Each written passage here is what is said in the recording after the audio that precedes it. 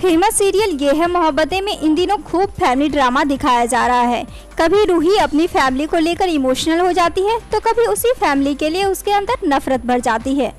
मगर इन सब के बीच रमन और इशिता अपनी बेटी रूही को पाने की पूरी कोशिश कर रहे हैं, मगर एक के बाद एक कई तरह की बाधाएं उनके सामने आ रही है।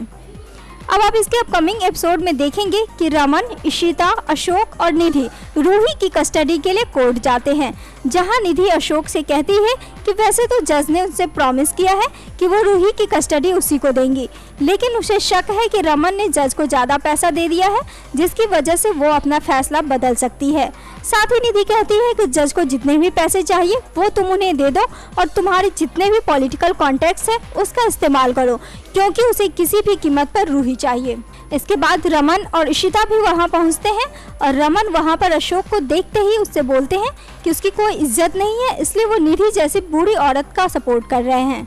जिसके बाद अशोक भी रमन पर कमेंट करते हुए कहता है कि उसके पास भी उसका कोई रिस्पेक्ट नहीं है, इसलिए तो उसकी पहली पत्नी शगुन उसे छोड़कर चली गई थी, फिर उसकी दूसरी पत्नी इशिता भी उसे छोड़कर ऑस्ट्रेलिया चली गई थी और अब उसकी बेटी रूही भी उससे दूर हो गई है। अशोक के मुंह से रूही का नाम सुनते ही रमन को काफी गुस्सा आ जाता है और वो उसे मारने के लिए उसका कॉलर पकड़ लेता है, लेकिन इशिता उसे रोक देती है। न्यूज़ रूम से रचना की रिपोर्ट।